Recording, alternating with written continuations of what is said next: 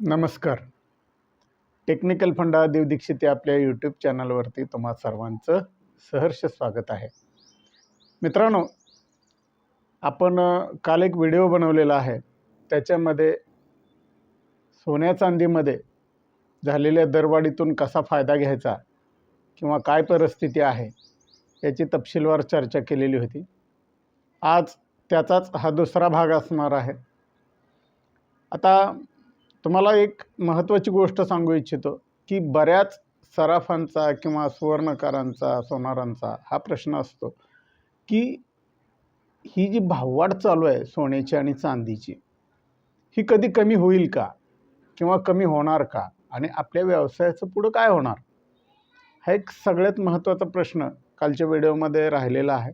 तो आज आपण कव्हर करणार आहोत. तर हा व्हिडिओ कुठेही स्किप करू नका. चॅनलला नवीन असाल तर सबस्क्राईब करा आणि व्हिडिओ आवडला तर जास्तीत जास्त शेअर करा. आणि हो, या व्हिडिओवरती प्रतिक्रिया द्यायला म्हणजेच कमेंट करायला विसरू नका, कारण तुमच्या कमेंट्सच आम्हाला पुढचा व्हिडिओ काय बनवायचा याची दिशा देतात. त्यामुळं कमेंट्सचं नक्की करा. एक वेळ तुम्ही लाईक करा न करा त्याने काही फरक नाही पडणार, पण तुमच्या प्रतिक्रिया मात्र आमच्यासाठी खूप महत्त्वपूर्ण आहेत. असो, तर मित्रांनो, सांगायची महत्त्वाची गोष्ट अशी की आता हा जो दर वाढतो आहे रोजची रोज, कधी तर 2-2, 3-3 हजाराच्या ठिकाणी 5-5, 10-10 हजारांनी दरसुद्धा वाढलेला आहे. अगदी 2-4 दिवसाखालचीच गोष्ट आहे. आणि आजचा चालू दर देखील 61,900 रुपये आलेला आहे. म्हणजे कालच मी व्हिडिओ बनवलेला त्याच्यामध्ये 60,000 रुपयांचा दर चालू होता आणि आज जवळपास 1,900 रुपयांचा दर, म्हणजे सरासरी 2,000 रुपयांचा दर वाढलेला आहे. आणि हा दर वाढतोच आहे. थोडासा कमी होतो, परत वाढतो, पुन्हा कमी होतो, परत वाढतो. परंतु वाढण्याची जी प्रक्रिया आहे ही फार जोरात आहे. कमी होण्याची प्रक्रिया त्या मानाने खूप संत गतीनं होते आहे. तीच गोष्ट आहे चांदीची देखील. चांदीचा दर देखील फार झपाट्याने वाढतो आहे. तर आता आपल्या व्यवसायाचं काय होणार, हा सगळ्यात महत्त्वाचा प्रत्येकाला पडलेला प्रश्न. तर या बाबतीत मी तुम्हाला एक गोष्ट सांगू इच्छितो की आपला हा जो व्यवसाय आहे याच्यामध्ये आपल्याकडे जो माल सध्या शिल्लक आहे, स्टॉकमध्ये आहे, याची विक्री न होता देखील याचे पैसे वाढत आहेत. ही गोष्ट लक्षात राहू द्या. ज्या वेळेला ह्या मालाची विक्री न करताच तुमचे पैसे वाढत आहेत, जेणेकरून तुम्ही भविष्यामध्ये तोट्यात जाण्याची शक्यता कमी आहे. मात्र उलाढालीतून ज्या प्रकारे पैसा उभा राहतो तसा सध्या उभा राहताना आपल्याला दिसत नाही. आणि सरासरी बहुसंख्य सराफांची, सोनारांची मागणी अशी आहे की दर स्थिर व्हायला हवा. यासाठी खरं तर शासनानं पावलं उचलली पाहिजेत. त्याचं कारण असं की पेट्रोलचे दर, गॅस सिलेंडरचे दर हे सध्या एकाच रेशोमध्ये आहेत. म्हणजे सिलेंडर जवळपास 900 ते 1000 रुपयाच्याच किमतीमध्ये मिळतो आणि पेट्रोल 100, 104, 105 रुपयाच्या वरती गेलेलं नाही आहे. सोन्या चांदीप्रमाणेच याच्याही किमती आंतरराष्ट्रीय बाजारात चढ उतार होत असतात, परंतु याच्या किमतीवर सरकारी नियंत्रण असल्यामुळं यांचे दर जवळपास स्थिर राहिलेले आहेत. सर्व सराफ सोनारांचा विचार करून शासनानं सुद्धा जर भविष्यात अशी काही भूमिका घेतली किंवा सर्वांनी मिळून जर शासनाला अशी भूमिका घ्यायला भाग पाडलं तर निश्चितपणे आपल्या व्यवसायामध्ये खूप मोठा क्रांतिकारी बदल झालेला आपल्याला दिसू शकतो. आता सरकारनं जर असा निर्णय घेतला तर निश्चित काय याच्यामध्ये बदल होतील ते आपण बघूया.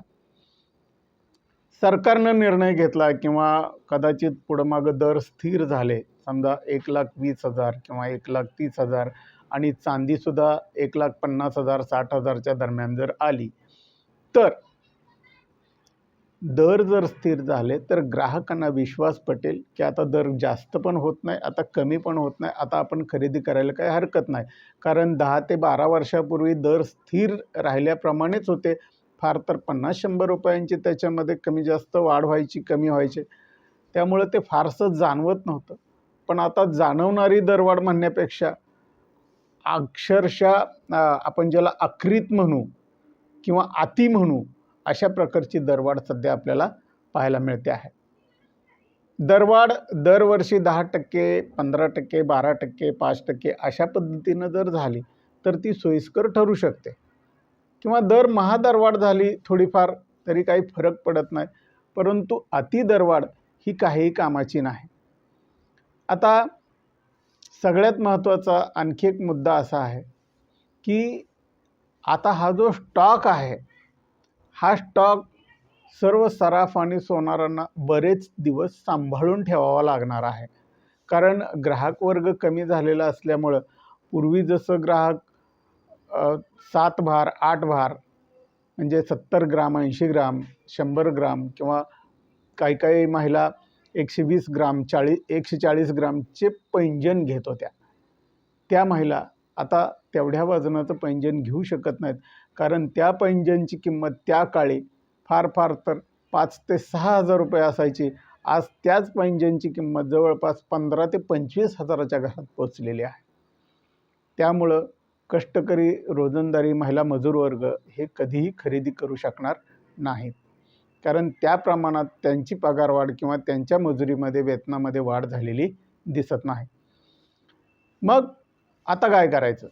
तर आता सगळ्यात महत्त्वाची एक गोष्ट आहे की आपल्याला वेट अँड वॉच करावं लागेल. काही थोडा वेळ थांबावं लागेल, बघावं लागेल परिस्थिती कशी आहे.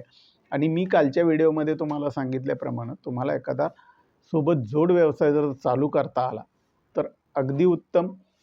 आता मी सोनार आहे, सराफ आहे, मी इतके दिवस एकदम म्हणजे वरच्या लेवलचा बिझनेस केलेला आहे, आता मी खालच्या लेवलकडे कसं वळू, असं कुठलंही कारण किंवा कुठलीही गोष्ट मनात न आणता तुम्ही एखादा जोड व्यवसाय आनंदानं सुरू करा. भलेही त्याच्यातून तुम्हाला थोडे पैसे मिळू द्यात. कारण एक गोष्ट लक्षात ठेवा, बसून पाणी पिलं तर तलावाचं पाणीही पुरत नाही, परंतु झरा मात्र कधी आटत नाही, म्हणजे झऱ्याचं पाणी कधी संपत नाही. तशी गोष्ट आहे. उत्पन्न तुम्हाला जोड बिझनेसमधून थोडंसं मिळेल, पण हे थोडंसं मिळालेलं उत्पन्नसुद्धा तुमच्यासाठी फायदेशीर ठरू शकेल.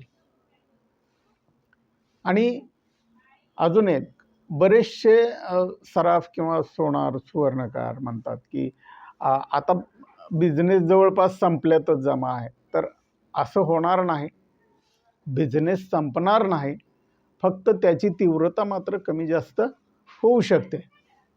त्यामुळं आपण जवळपास काही काही सराफांचा 50-50, 100-100 वर्षांचा हा व्यवसाय आहे.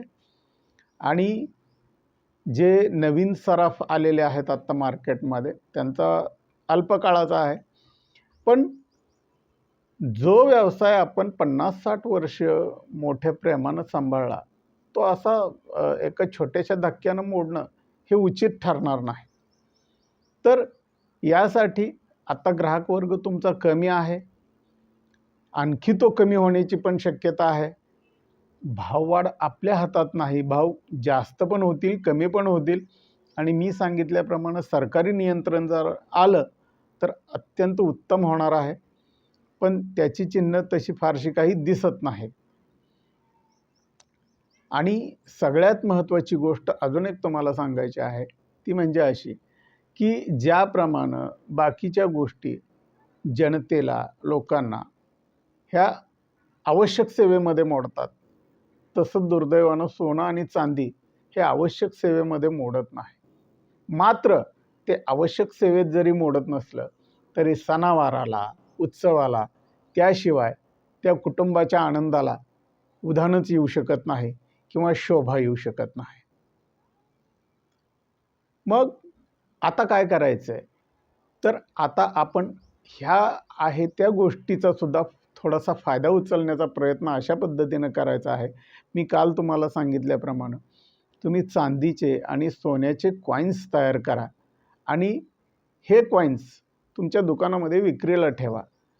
तुमच्या आलेल्या ग्राहकांना पटवून द्या की सोन्याचा चांदीचा भाव दररोज मोठ्या प्रमाणात वाढतो आहे आणि हा भाव वाढतच राहणार आहे. त्यामुळं आता तुम्हाला गुंतवणूक म्हणून हे कॉईन्स घ्यायला काहीही हरकत नाही. आणि जेव्हा लोकांना ही गोष्ट कळेल की आज आपण समजा 1,61,000 एक कॉईन खरेदी केलेला आहे आणि ज्या वेळेला त्याचा भाव 2 लाख होईल त्यावेळेला ते विकलं तर आपल्याला 49,000 रुपये प्रति 10 ग्राम त्याचा फायदा होऊ शकतो. ही गोष्ट जर एकदा लोकांना कळाली तर ते तुमच्या कॉईनचा मेकिंग चार्ज आनंदाने देतील आणि ते तुमच्याकडून दरमहा देखील ते खरेदी करू शकतील. त्याचप्रमाणे तुम्ही सुवर्ण भिशी लावू शकता. त्याच्यामध्ये तुमच्या मेकिंग चार्जेसवरती तुमच्या ग्राहकांना मोठी सूट द्या. सूट दिल्यानंतर ग्राहक तुमच्या दुकानाकडे निश्चितपणे आकर्षित होईल. आता जस्ट तर तुम्हाला एक उदाहरण सांगतो. शिवांजली ज्वेलर्स म्हणून कराडमध्ये एक मोठं शोरूम आहे. त्यांनी काय केलेलं आहे, फक्त आमच्या दुकानाला भेट द्या आणि लकी ड्रॉचं कुपन मिळवा.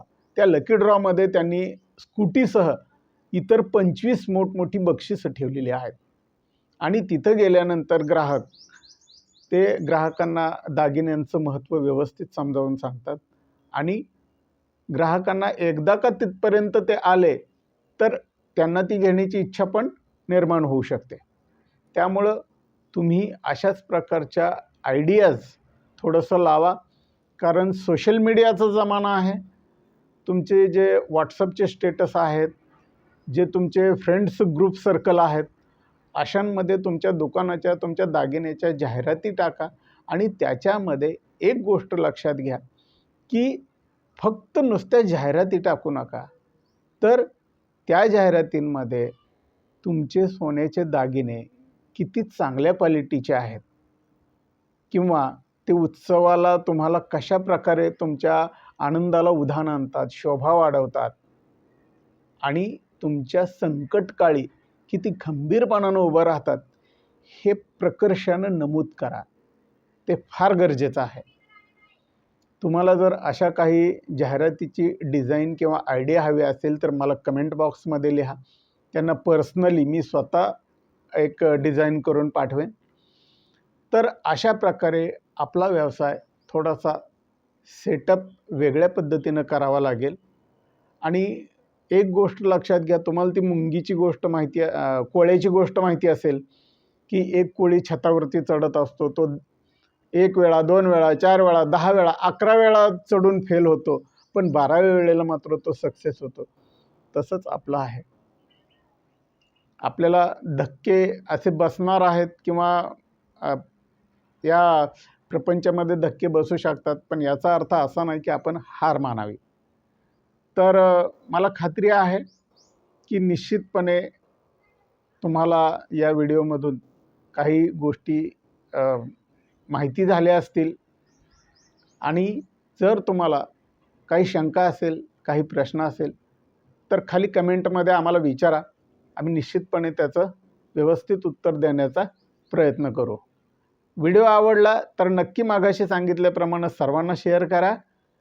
आता उद्याच्याला आपण आणखी एका व्हिडिओमध्ये बोलणार आहोत आणि त्या व्हिडिओमध्ये सराफ किंवा सुवर्णकार लोकांकडं व्यापाऱ्यांची जी काही देणी बाकी आहे फाईन स्वरूपात, आता ती कशी द्यायची किंवा आता भाव तर इतक्या मोठ्या प्रमाणात वाढलेले आहेत. जो 60-70 हजार चांदीचा भाव होता तो भाव आता वाढून जवळपास 3 लाखाच्या घरात गेलेला आहे. तर हे कसं नील करायचं, याच्यासाठी काय पद्धत वापरावी लागेल, याच्याविषयी आपण चर्चा करणार आहोत. तो व्हिडिओसुद्धा महत्त्वपूर्ण असणार आहे, तेव्हा तोही व्हिडिओ पाहायला कोणी विसरू नका. हा व्हिडिओ कसा वाटला नक्की सांगा. आम्ही तुमच्या कमेंटची वाट पाहत आहोत. धन्यवाद. नमस्कार.